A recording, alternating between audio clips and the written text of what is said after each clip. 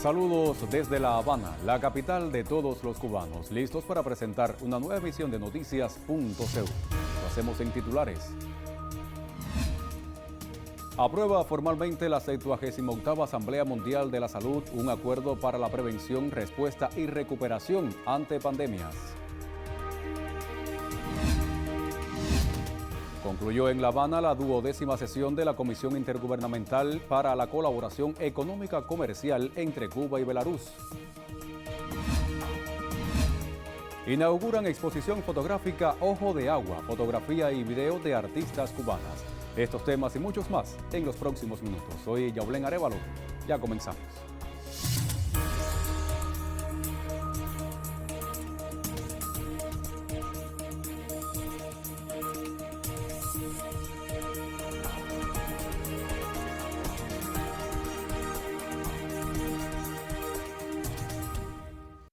Momento para ampliar nuestros titulares y la 78ª Asamblea Mundial de la Salud, celebrada por estos días en Ginebra, aprobó formalmente un acuerdo para la prevención, respuesta y recuperación ante pandemias. A propósito, Cuba estuvo representada en la reunión por el titular del sector, doctor José Ángel Portal Miranda, quien calificó el hecho como un paso importante para fortalecer la acción colectiva en favor de una mayor cooperación internacional. Durante los últimos 3 años, Cuba ha participado activamente en las negociaciones para adoptar un instrumento jurídico sólido sobre prevención, respuesta y recuperación ante pandemias. Las enfermedades no distinguen fronteras, ideologías o niveles de desarrollo. Por eso unir esfuerzos para enfrentarlas no es una opción, es una necesidad impostergable. Cuba acoge con satisfacción el acuerdo sobre pandemias, que es un paso importante para fortalecer la acción colectiva y cuya implementación exitosa requiere de mayor cooperación internacional. Los países en desarrollo necesitan recursos que sean suficientes y sostenibles, que por sí solos no pueden garantizar. De ahí que el aporte y el compromiso de las naciones desarrolladas sea decisivo para lograr los objetivos previstos en este acuerdo. Reafirmamos nuestra disposición de compartir nuestras experiencias e innovaciones en función de la salud global. Es un deber con la humanidad lograr que los beneficios de este acuerdo lleguen a todos. Hoy más que nunca, el mundo necesita unidad, solidaridad, responsabilidad compartida. Cuba está y estará siempre a favor de la vida. Muchas gracias. Y en otro orden de informaciones, con la firma de 9 acuerdos y el protocolo final, concluyó en La Habana la 12ª sesión de la Comisión Intergubernamental para la Colaboración Económico-Comercial entre Cuba y Belarus. El viceministro primero de Comercio Exterior y la Inversión Extranjera de Cuba, Carlos Luis Jorge Méndez, y el viceministro de Relaciones Exteriores de la República de Belarus, Evgeny Chestakov, rubricaron el protocolo de cierre de la sesión de la Comisión Intergubernamental. El protocolo constituye el documento más importante de la reunión porque en él están refrendados los principales temas abordados en los grupos de trabajo que integran la comisión. Luego se firmó la hoja de ruta y acuerdos interbancarios enfocados a fortalecer los vínculos financieros, así como otros referidos al ámbito comercial. En la sesión de clausura, los copresidentes de la comisión coincidieron en que las jornadas de trabajo contribuyeron a fortalecer los vínculos económicos y comerciales. Este diálogo abierto, transparente entre nuestros países constituye la base fiel para seguir analizando y solucionando cualquier tipo de dificultad que impida una realización efectiva de nuestros aspectos de colaboración. Aprovecho la oportunidad y agradecer sinceramente a la dirección del Ministerio de Comercio Exterior y la Inversión Extranjera de la República de Cuba por el alto nivel de organización de esta 12ª sesión aquí en La Habana. De acuerdo con las autoridades de ambos países, las sesiones de trabajo confirmaron las potencialidades reales de la complementación económica entre Cuba y Belarus. Resaltan los proyectos para la producción conjunta de medicamentos, el desarrollo del complejo lácteo en Cuba con materia prima y tecnología belarusa y la segunda fase del ensamblaje de tractores como iniciativas con mayor nivel de avance a desarrollar en el periodo 2025-2026.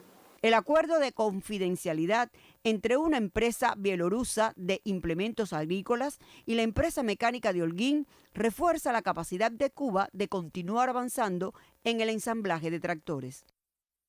Les propongo hacer una primera pausa informativa en nuestra emisión. Al regreso haremos el habitual recorrido por las páginas condominio.cu. Quédese con nosotros con la señal de Cubavisión Internacional.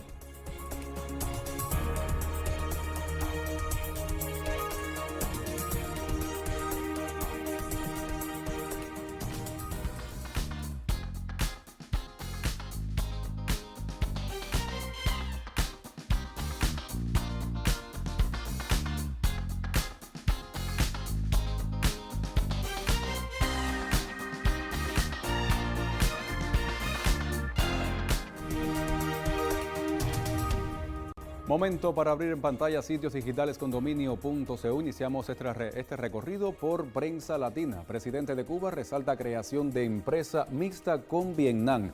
Vamos a ampliar este titular. El presidente Miguel Díaz-Canel calificó de hito en las relaciones empresariales y económico-comerciales entre Cuba y Vietnam la creación de una empresa mixta entre la cubana BCF S.A. de Biocuba Pharma y Gen Pharma Holdings. En su perfil en la red social X, el jefe de Estado ratificó el compromiso de su país de seguir estrechando lazos con esa nación asiática. Díaz-Canel presidió la víspera junto al viceministro de Salud de Vietnam, Do Quan Thuyen, la rúbrica del acuerdo constitutivo de la Asociación de Alta Tecnología en la rama de la biotecnología y farmacéutica. El mandatario valoró que el acontecimiento cumple con la expectativa que tenemos en los consensos a los cuales llegamos con el secretario general del Partido Comunista de Vietnam, To Lan, durante su visita a Cuba el pasado año. Vamos a continuar nuestro recorrido ahora. Les propongo ir hasta Radio Habana, Cuba. Embajador saharaui resalta solidaridad histórica de Cuba. Ampliamos este titular. El embajador de la República Árabe Saharaui Democrática en Cuba, Omar Bulsan, destacó la solidaridad histórica de la nación caribeña con la causa de su país. Durante su conferencia en la Unión de Periodistas de Cuba, Bulsan expresó que el pueblo cubano es un aliado firme de los saharauis, resaltando el respaldo diplomático y la formación de jóvenes en universidades cubanas. El diplomático repasó los desafíos históricos de la lucha saharaui, desde la ocupación colonial española hasta la actual resistencia contra Marruecos, denunciando la manipulación de la migración con fines políticos y la explotación de los recursos naturales de su país. En el contexto del aniversario 52 del bautismo de fuego del Frente Polisario, Bulsan subrayó además la importancia del papel de la prensa cubana en la visibilización de la causa saharaui y reafirmó su compromiso con la verdad. Vamos a pasar a otras informaciones. Cuba Debate, por su parte, informa: Trump reactiva la doctrina Monroe para contener el giro multipolar de América Latina. Es necesario entender que la estrategia del gobierno de Trump para América Latina está lejos de ser moderada y que la región tampoco ocupa un papel secundario en la política exterior estadounidense. No es coincidencia que el primer viaje oficial del secretario de Estado Marco Rubio haya sido una gira por países de América Central y el Caribe. Hacía más de un siglo desde la visita de Philander Cash Knox a Panamá en el año 1912, durante la construcción del Canal de Panamá, que América Latina no era el destino del primer viaje oficial de un secretario de Estado estadounidense. Desde el inicio del mandato, el principal objetivo de Estados Unidos, en el contexto hemisférico, ha sido claro: desestabilizar y debilitar los lazos de cooperación de los países de la región con China. Con esta información nosotros cerramos nuestro recorrido por las páginas condominio.cu. Hacemos una segunda pausa informativa. Al regreso tendremos más informaciones.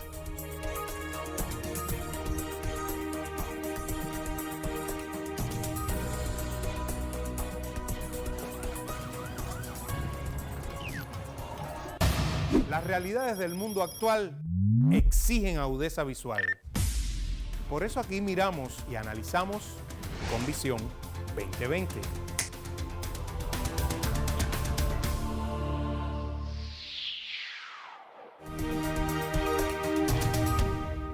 Ya volvemos de la pausa con más noticias, y una exposición fotográfica dedicada a las mujeres artistas acoge la sede del Centro de Prensa Internacional de Cuba en La Habana. La muestra Ojo de Agua, fotografía y video de artistas cubanas es el título de la expo que presenta fotos y videos de 29 féminas de la etapa contemporánea. La periodista Vilma Vilena Hernández con todos los detalles. Más de 29 mujeres artistas de la fotografía expusieron este martes en la Galería del Centro de Prensa Internacional en La Habana, Cuba.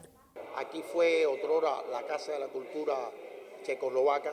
Tiene una tradición en la promoción cultural en nuestro país y en nuestra ciudad en particular. Y yo creo que se ha logrado convertir este excelente lugar en un elemento de referencia de lo que acontece culturalmente en el orden visual en nuestra ciudad. Exposición titulada Ojo de Agua, fotografía y video de artistas cubanas es una muestra de casi 90 obras que abarca desde la segunda mitad de la década del 70 del pasado siglo hasta el presente. Nosotros hemos hecho una exposición dedicada a las mujeres fotógrafas y del video, que son dos manifestaciones que están vinculadas entre sí, que una incluso surge un poco a partir del desarrollo de la otra, ponerlas a todas juntas en un diálogo temporal e histórico, porque hay artistas desde finales de los 70 hasta el presente, hay artistas vivas y artistas fallecidas, hay artistas que viven en Cuba y artistas que viven en el exterior. Es como brindar una gota de agua o un granito de arena a esa historia de la visualidad del arte hecho por mujeres. Las obras muestran el carácter transgresor experimental de estas féminas y su aporte a la cultura cubana.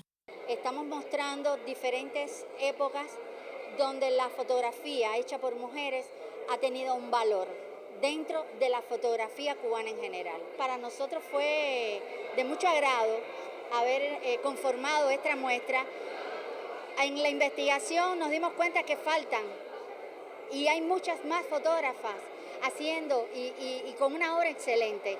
Estas son como un ojo de agua, un manantial en constante regeneración. Las obras expuestas transparentan condiciones, situaciones y emergencias. Eso, el ojo de agua, un poco tiene que ver también con un lente que se llama ojo de pez. El ojo de pez como que te abarca, ¿ves? Es como un circuito que te abarca hasta aquí, hasta un 360 grados. Se usa también en el cine como ángulo ancho. Pero ¿qué pasa? Que como visual, como visión, es muy interesante para nosotras que ese ojo de agua, ¿ves?, abarque todo lo que es la fotografía cubana hecha por mujeres. Prima en ella nociones de subjetividad, lenguaje y código de comunicación, apropiación y transformación del mundo real e imaginario en el arte de las mujeres que aman la fotografía. Vilma Vilena Hernández, Cubavisión Internacional. Nosotros llegamos al final de Noticias.cu. Gracias por estar junto a nosotros y por supuesto la invitación antes de despedirme para que se quede en sintonía con Zona Deportiva, que ya está aquí en nuestro estudio todo listo con Arián Alejandro y Boris Luis Leiva. Hoy estarán hablando acerca de los playoffs de la tercera liga élite del béisbol cubano. Quédese con nosotros con Cubavisión Internacional.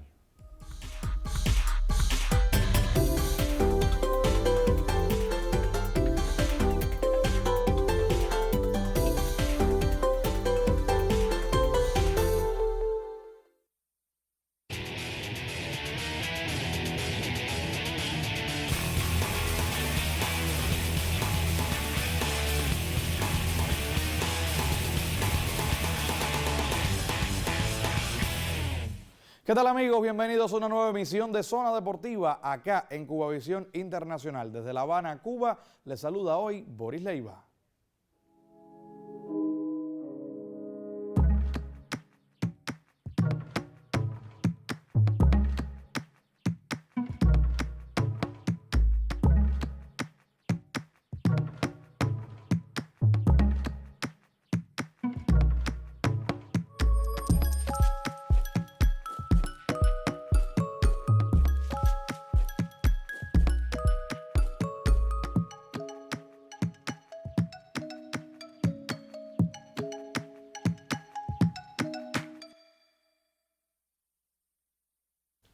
Debate de miércoles acá en nuestro espacio Zona Deportiva y como es habitual, la bienvenida para Arián Alejandro y ya le lanzo bien rápido la primera pregunta. Vamos a hacer primero en retrospectiva un análisis acerca de ese primer juego entre los Tigres de Ciego de Ávila y los Leones de Industriales, sellado 10-9 en el último capítulo, y luego entonces la previa para el comienzo, no solamente del segundo juego de este encuentro particular, sino también el arranque de ese interesante partido entre Las Tunas y Santiago de Cuba. Así que primero, en retrospectiva, Arián, la bienvenida y cómo fue entonces la lectura que nos deja este partido. Saludos, Boris, para ti, para el colectivo y quienes están con nosotros a través de la pequeña pantalla en Zona Deportiva. Bueno, la lectura del partido yo lo resumo de la siguiente manera: más de lo mismo en cuanto a lo que hemos visto a lo largo de la Liga Élite. 5 errores en un partido, demasiado para lo que se requiere ya en esta fase de playoffs, donde el espectáculo debe ser mayor, donde la calidad incluso debe ser superior, porque usted,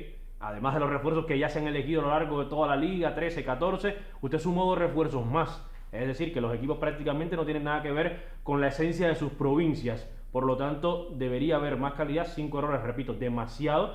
Se habla de que hay tensión, que hay presión, pero hay peloteros también muy experimentados en este tipo de partidos. Y no solo errores que van a la anotación, Boris, sino los errores también de los managers con los conceptos modernos de manejar digamos los cambios de pitcher con las estadísticas. ¿Por qué te digo esto?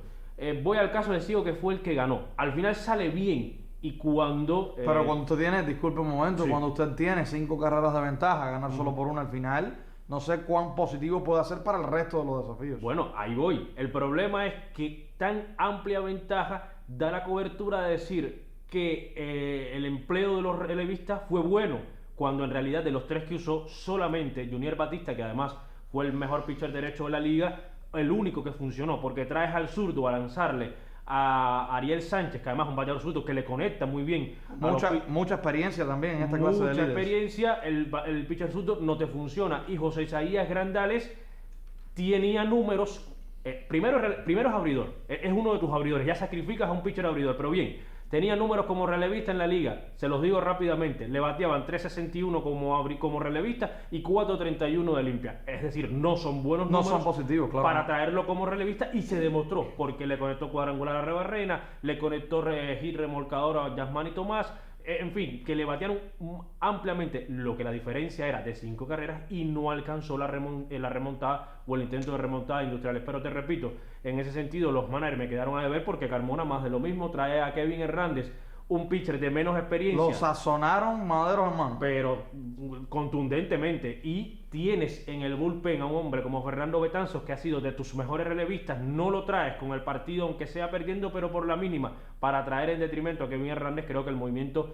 no fue correcto. Por lo demás, bueno, se espera que sean así. Partidos muy cerrados, de más o menos carreras, pero partidos cerrados. Es el duelo más parejo. Yo creo que el que comienza hoy, lo analizaremos más adelante, está mucho más abierto para Las Tunas. Y se sigue notando, Arián, en este comienzo de este playoff semifinal, teniendo en cuenta también la posibilidad de que cierren 4 equipos.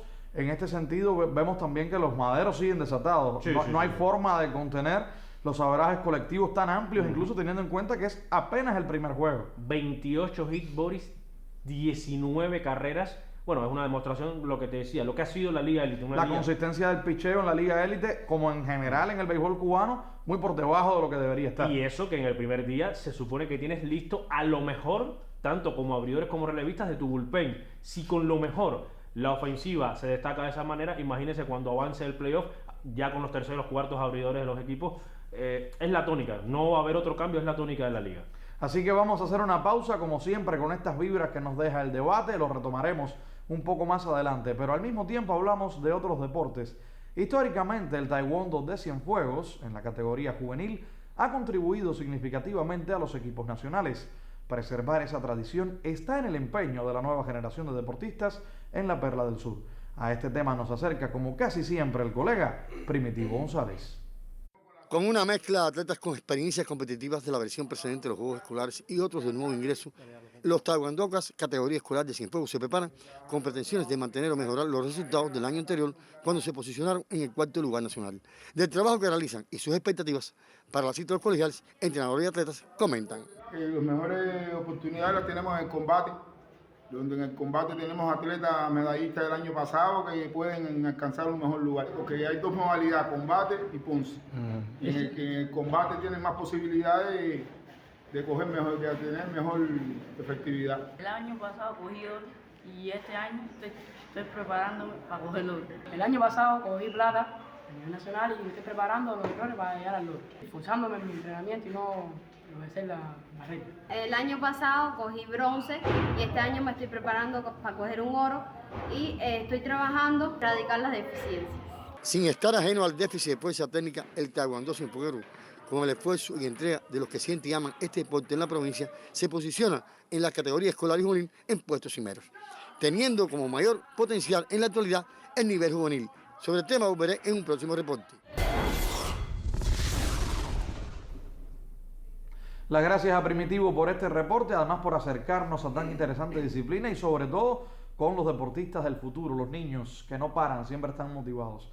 Y precisamente muchos niños hoy en el oriente cubano se van a motivar por el arranque de este playoff entre Las Tunas y Santiago de Cuba. Coincido con Arián en el análisis del anterior, me parece que este está un poco más abierto, al menos sobre el papel. El terreno, como suelen decir ellos, los protagonistas, es el que tiene la última palabra. A modo de previa, Arián, esto comienza hoy también de manera simultánea, 1:45 análisis, 2 de la tarde ya en la hora de nuestro país va a arrancar el partido. Y teniendo en cuenta lo que pudiera suceder, ¿por dónde va tu pronóstico con respecto a quién será el finalista? ¿Las Tunas o Santiago? Te decía, Boris, que para mí más abierta el favoritismo para Las Tunas por un motivo fundamental, y es el picheo. La calidad del picheo tunero, sin ser excesivamente alta, sobre todo en su picheo relevo, que sí es de lo mejor del país, lo ha mostrado así en los últimos años, supera en toda la línea al bullpen de Santiago de Cuba. Por lo tanto, podrá ser una serie,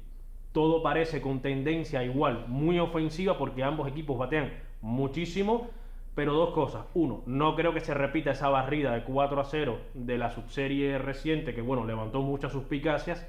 Y dos, Rodolfo Díaz, Keniel Ferraz, Yaniel Quijubardo, que lo suman como refuerzo, y Alberto Pablo Civil, me parecen elementos suficientes para, del quinto en adelante, controlar a una batería que además pierde a Joel Quijiber, a Joel Yankee y a Jason Martínez. Tres bajas muy fuertes. Es que las fortalezas de la ofensiva de Santiago de Cuba Exacto. se esfuman ahora. Muy fuertes esas bajas. Sí, es verdad que traes a peloteros como Yulieski Remón y Osvaldo Abreu, sobre todo este último, que es un pelotero muy valioso para Granma en los títulos que ha obtenido en los últimos años, pero que evidentemente no tienen el poder de largometraje de los que ya no están, y por lo tanto creo que en ese sentido cede un poco las avispas.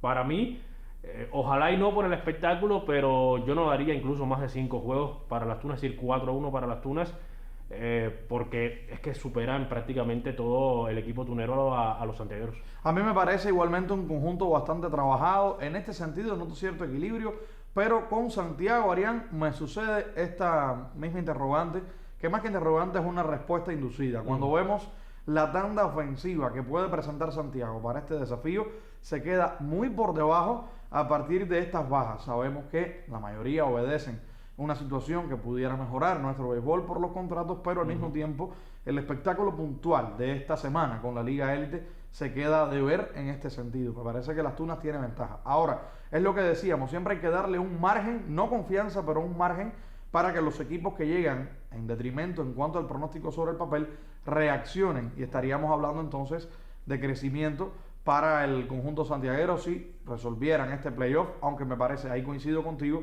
que va a quedar por debajo el conjunto de las avispas. Ahora, se nos quedaba en el otro. Sí. Ya tenemos un primer juego favorable a Ciego de Ávila, pero el pronóstico sobre este apartado yo creo particular. Que mínimo 6, es decir, mínimo 6, muchos apuntan incluso a 7 partidos, porque hay mucha paridad entre Ciego e Industriales, sobre todo a raíz de que Ciego suma a Jordani Samuña y a Taylon Sánchez, dos figuras que ayer se destacaron. No, de hecho, Taylon Sánchez empujó 5 de las 10 carreras, y la tanda baja avileña entre Taylon y Fernando de la Paz, 9 de las 10 carreras las impulsaron séptimo y octavo. Una clave, por supuesto, para poderte llevar la victoria. Creo que hay mucha más paridad, pero como usted decía, pronosticar es tan complejo que a lo mejor Ciego o pero Industriales... Moje, se diga con cuál usted se va. No, yo siempre lo he dicho, 4-2 Industriales. Yo digo 4-2, pero para Ciego.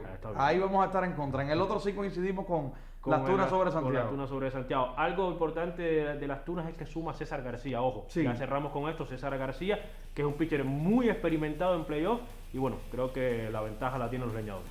Ahí tiene precisamente usted el debate, el cierre, como es habitual acá en Zona Deportiva. Si es miércoles o es viernes, hay mucha tela por donde cortar, como decimos los cubanos, y más con el béisbol que está en nuestras venas. De esta manera despedimos la emisión deportiva de la mañana acá en Cubavisión Internacional. Los invitamos a reencontrarnos próximamente también en las multipantallas. Gracias por la sintonía.